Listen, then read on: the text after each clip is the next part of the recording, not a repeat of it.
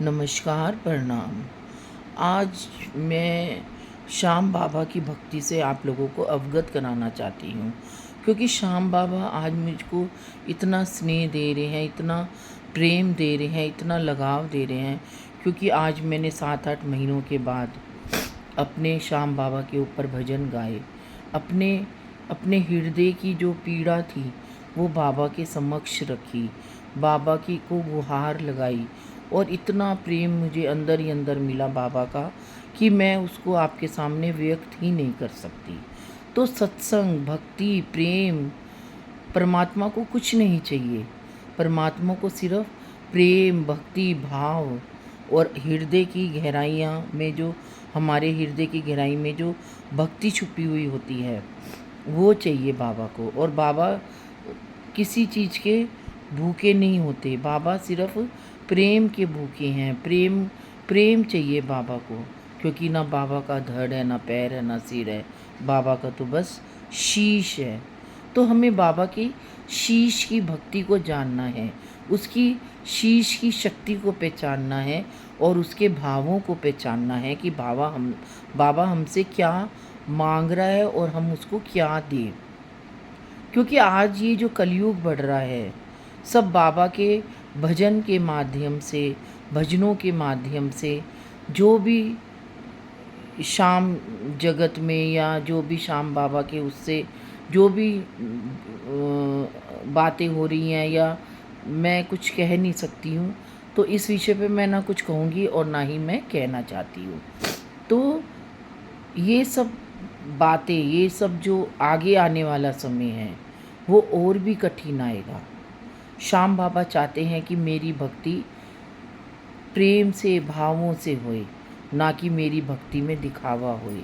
क्योंकि बाबा तो खुद ही नहीं दिखावा करते, तो वो क्यों चाहेंगे कि लोग दिखावे के चक्कर में रहें और मेरी भक्ति करें। बाबा तो बस ये चाहता है कि प्रेम, मुझे प्रेम से ध्याओ, मुझे भावों से ध्याओ, मुझे और कुछ नहीं चाहिए। क्योंकि बाबा के जो भक्त हैं, आज भी बाबा के जो भक्त हैं और पहले के जो भक्त थे, आलू सिंह थे महाराज जी, और क्या कहते हैं, एक हमारे हल्द्वानी में रहते थे छोटे लाल शर्मा जी पंडित जी, वो थे बाबा के भक्त। इतने अच्छे बाबा के भक्त थे कि उन्होंने लास्ट टाइम तक बाबा का ही नाम उनके हृदय में रहता था और बाबा की शक्ति में ही अपने आप को और भक्ति में ही अपने आप को लीन रखते थे। तो हमें उन भक्तों से, जो बाबा के बड़े बड़े भक्त हैं, उन भक्तों से सीखना चाहिए। उन भक्तों की सादगी, उनका त्याग, उनका प्रेम, उनकी भावना, उनके भाव से हमें बाबा की भक्ति को सीखना चाहिए। आज वो समय आ गया है कि हमें ताली कीर्तन का ज़्यादा से ज़्यादा उपयोग करना चाहिए। आज मुझे भी 30-35 साल हो गए बाबा के भजन गाते हुए, और मैं भी बाबा के बहुत भावों वाले भजन गाती हूँ। ऐसा नहीं है कि मुझे भजन नहीं आते। हाँ, मैं घमंड नहीं करूँगी और ना ही इस बात का अभिमान करूँगी, लेकिन मैं अब जो भी मैं भजन गाती हूँ वो बाबा के भाव और भक्ति से पूर्ण होते हैं। ना मेरे पास कोई तबला होता है, ना मेरे पास कोई माइक होता है। हम तो बगैर माइक के और बगैर तबले के और बगैर ढोलक के भी गा लेते हैं और आज तक गाते ही आ रहे हैं। और इसमें जो आनंद आता है ना, वो किसी और चीज़ में नहीं आता आनंद। हमें सिर्फ एक जने को रिझाना है, और किसको रिझाना है? श्याम बाबा को रिझाना है। श्याम बाबा की भक्ति करनी है हमें, श्याम बाबा को अपने भावों से रिझाना है। मैंने जब जब भी बाबा के ऊपर मैंने एक किताब लिखी है, जब जब भी मैंने सोचती हूँ कि बाबा की ये किताब छापती हूँ या बाबा के इन भावों को व्यक्त करना चाहती हूँ, चाहे मैं अपने यूट्यूब चैनल के द्वारा, चाहे मैं अपने बुक के द्वारा, लेकिन बाबा मुझे हमेशा पीछे रखता है। कहता नहीं, ये जो तेरी किताब है, ये जो मैंने तेरे से पुस्तक लिखवाई है, ये सिर्फ तेरे ही भाव है। एक भक्त की कहानी, भक्त की जुबानी, श्याम बाबा के चरणों में अर्पित। एक भक्त की कहानी, भक्त की जुबानी, श्याम बाबा के चरणों में अर्पण।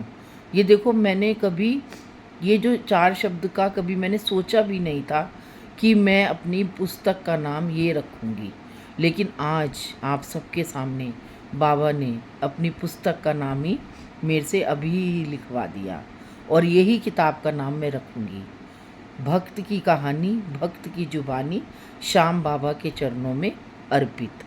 तो जो भी मैंने भाव व्यक्त किए हैं अपनी उस पुस्तक में, जो भी मैंने प्रेम करा है, तो वो मैंने बाबा के चरणों में ही अर्पित किए हैं।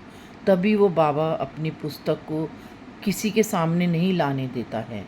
मैंने कितनी बार, सुइयों बार प्रयास किया कि इस पुस्तक को छपवाऊँ, इस पुस्तक के अंदर का कुछ विशेष बताऊँ, तो बाबा उसको किसी के सामने व्यक्त ही नहीं करना चाहता। आज मैं आपको एक सच्ची घटना बताती हूँ जो कि मेरे साथ घटी। एक बार हमारे हल्द्वानी में एक बहुत बड़ा कीर्तन था। तो हमारा एक मंदिर है, उसमें बाबा का शीश विराजमान है और मैं उस शीश की सेवा भी करती हूँ, उसका श्रृंगार भी करती हूँ। आज से नहीं, 20-25 साल से करती आ रही हूँ। तो वो कीर्तन हुआ तो वो बाबा के शीश को ले जाते थे कीर्तनों में। एक बार उन्होंने शीश को, जैसे कीर्तन ख़त्म हुआ तो वो शीश को लाकर उन्होंने मंदिर में रख दिया। लेकिन उस मंदिर के पुजारी को और एक माताजी रहती हैं, तो उनको नहीं बताया कि हम शीश रख के जा रहे हैं।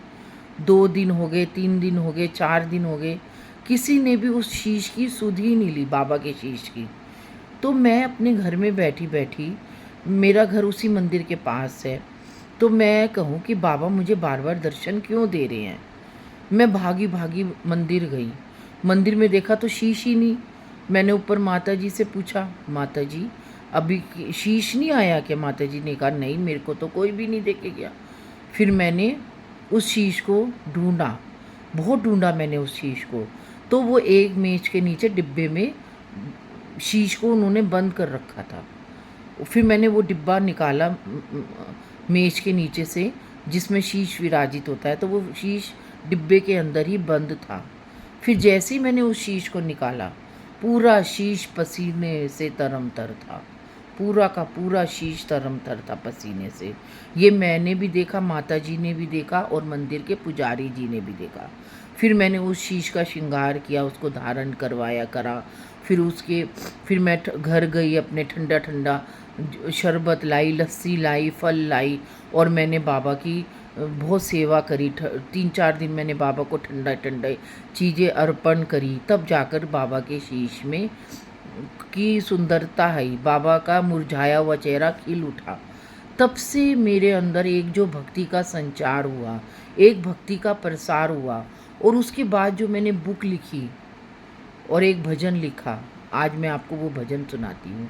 शीश में है इतनी शक्ति, शीश में है इतनी भक्ति, शीश में है इतनी शक्ति, शीश में है इतनी भक्ति।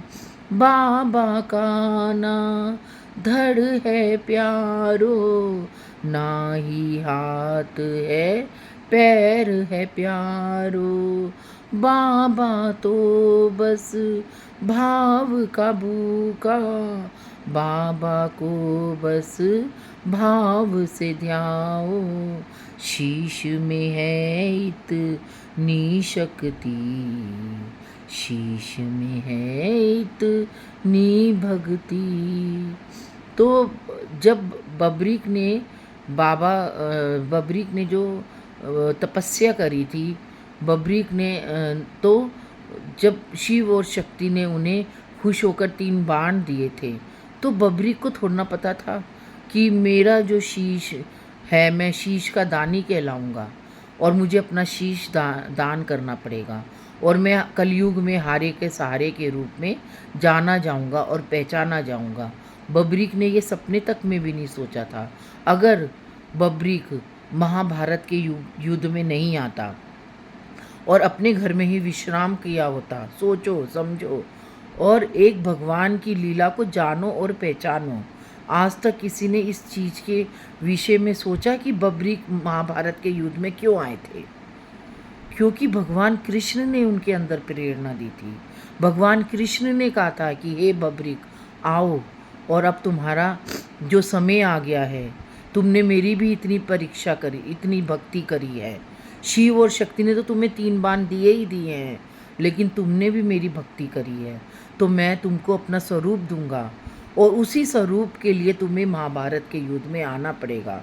तब बब्रिक भगवान कृष्ण की आज्ञा मानकर और अपनी माँ की आज्ञा लेकर महाभारत की युद्ध भूमि के लिए निकल पड़े। और जैसे ही भगवान कृष्ण ने देखा कि बब्रिक आ रहे हैं महाभारत की रणभूमि में, तो उन्होंने कहा अगर बब्रिक आ गया तो ये 3 बाण चला देगा, क्योंकि ये हारे का सहारा है, इसे वरदान मिला हुआ है। तो उन्होंने एक ब्राह्मण का वेश धरकर महाभारत की रणभूमि से बहुत पहले ही उसे रोक लिया, क्योंकि भगवान चाहते थे कि बब्रिक मेरे ही स्वरूप में पूजा जाए, मेरे ही शक्ति को उससे पहचाना जाए, और मैं इसका शीश को दान लेकर इसके शीश से ही पूरे संसार में इसकी भक्ति को शक्ति प्रदान करूँगा, और ताकि लोगों के हृदय में एक सरलता आए भक्ति के रूप में, एक दयालुता आए और एक सादगी आए। तब भगवान कृष्ण ने बब्रिक से उसकी तीनों शक्तियाँ चलवा दी। और कहाँ चलवाई? अपने पैर के नीचे पीपल के पत्ते पे। तब बब्रिक समझ गए कि ये कोई साधारण व्यक्ति नहीं है। उन्होंने कहा कि तुम साधारण ब्राह्मण नहीं हो। तो भगवान ने अपना पूरा चतुर्भुज रूप बब्रिक को दिखाया। कहते हैं ना कि जो भगवान का चतुर्भुज रूप को देख लेता है तो समझो उसे भगवान की भक्ति प्राप्त हो जाती है। तो जब उसने भगवान की इतनी शक्ति को देखा, भगवान के रूप को देखा, स्वरूप को देखा, तो बब्रिक तो बिल्कुल ही भगवान की भक्ति में ऐसा लीन हो गए कि उन्होंने अपना शीश ही दान कर दिया। उन्हें पता ही नहीं चला कि मैंने कब अपना शीश दान किया, क्योंकि वो अपने स्वरूप में ही नहीं रहे थे। वो तो सिर्फ अपने आप को भगवान के सामने एक तुच्छ प्राणी समझ रहे थे।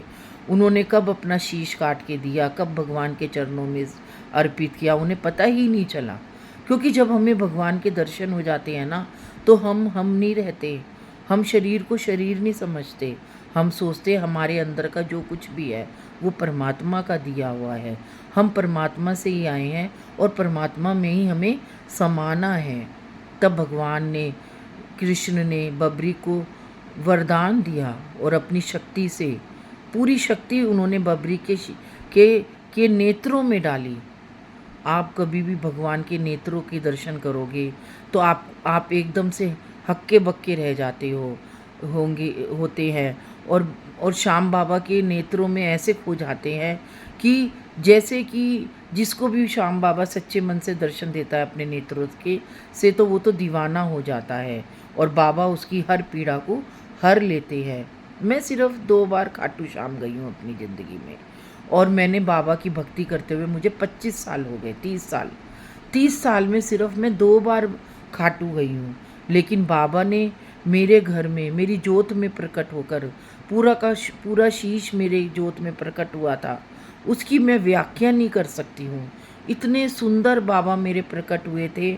जब मैंने एक बार बाबा की को अरदास लगाई थी, इतने सुंदर प्रकट हुए थे। 10 मिनट तक मैंने बाबा के शीश के दर्शन करे, बाबा की भक्ति के दर्शन करे, अपनी उस जोत में जोत की शक्ति को जाना, जोत की शक्ति को पहचाना, बाबा की शक्ति को जाना, बाबा की शक्ति को पहचाना। आज मेरी हर नस नस में, हर रग रग में मैं बाबा मेरे में समाये रहते हैं। मुझे नंदू भैया जी का पूरा आशीर्वाद मिला हुआ है। नंदू भैया जी, बाबा जी मेरे को बहुत बेटी की तरह मानते हैं और उनका पूरा आशीर्वाद है। वो मुझे श्याम बाबा के रूप में ही मिले जागेश्वर धाम में। तब से जब वो मुझे जागेश्वर धाम में मिले थे तो मैं 2 दिन उनके साथ रही थी, तो मुझे महामृत्युंजय बाबा के अंदर ही श्याम बाबा के दर्शन हुए, और मैंने और भैया जी ने भजन भी गाया वहाँ बैठकर। आज से 15-20 साल पहले की बात है। तो बाबा जी का मुझे इतना अच्छा आशीर्वाद मिला कि मुझे सीधा मैं श्याम बाबा से ऐसी जुड़ी कि जुड़ती ही चली गई, और भक्ति का जो प्रवाह मेरे हृदय के अंदर बैठा तो वो बहता ही चला गया।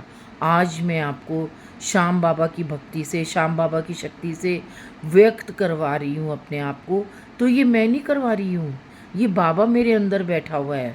वो बाबा ही चाह रहा है कि तू इसको, इन शब्दों को, इन भावों को व्यक्त कर। क्योंकि मैंने सोचा ही नहीं था, मैं तो आप लोगों को एक भजन सुना रही थी, हंसता जमाना मुझ पर उंगलियां उठाता है, कहाँ गया बाबा तेरा कह के चिढ़ाता है। आज मेरा ये भजन गाने को बहुत ही मन कर रहा था, तो मैंने सोचा कि चलो ये भजन गाती हूँ। मैंने गाया भी, 2 लाइनें भी गाई, लेकिन वो मेरे से गाई नहीं गई। फिर मैंने वो वीडियो को कट करके दूसरी वीडियो बनाई, और दूसरी वीडियो जो बनाई तो वो आपके समक्ष प्रस्तुत है। मुझे नहीं पता था कि मेरे अंदर एक कसक उठ रही थी, मेरे अंदर एक तड़प उठ रही थी, एक अग्नि की ज्वाला दधक रही थी कि मैं कुछ बोलूं, कुछ श्याम बाबा के ऊपर कुछ कहूं। भावों से ओत-प्रोत हो रहा था मेरा हृदय कि मैं इसको, इन भावों को व्यक्त करूं या लिखूं या व्यक्त करूं।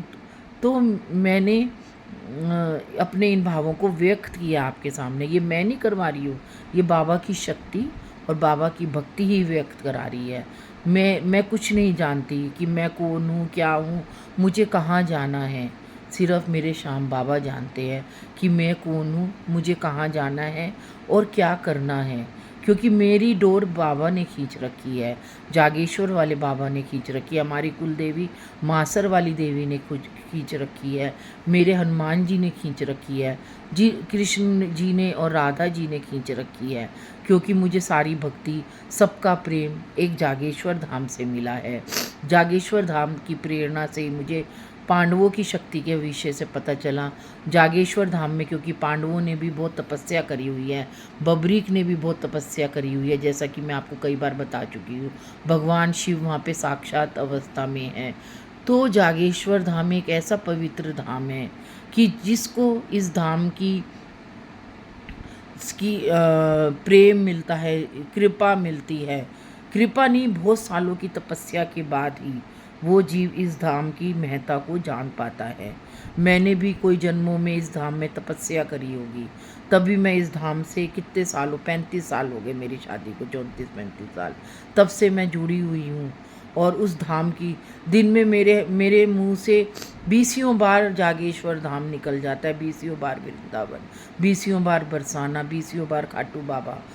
दिन भर मैं बस इसी में ही लीन रहती हूँ, घर का भी सब काम करती हूँ, लेकिन मेरे अंदर एक ज्वाला उठती है, एक भक्ति का पराकाष्ठा उठती है। ये कोई दिखावा नहीं है। जिसको ये दिखावा लगता है या जिसको भी ये बोल लगता है वो समझे, लेकिन मैं अपने आप को धन्य मानती हूँ। श्याम बाबा के चरणों में अपने ये भाव प्रकट करती हूँ। और ये वाले जो भाव हैं ये मैंने किताब में नहीं लिखे हुए, ये आपके सामने अभी बने हैं, अभी बाबा ने मुझे भाव दिए हैं और अभी मैंने आप सबके सामने प्रस्तुत किए हैं। बोलो शीश के दानी की जय, बोलो श्याम बाबा की जय, बोलो हारे के सहारे की जय।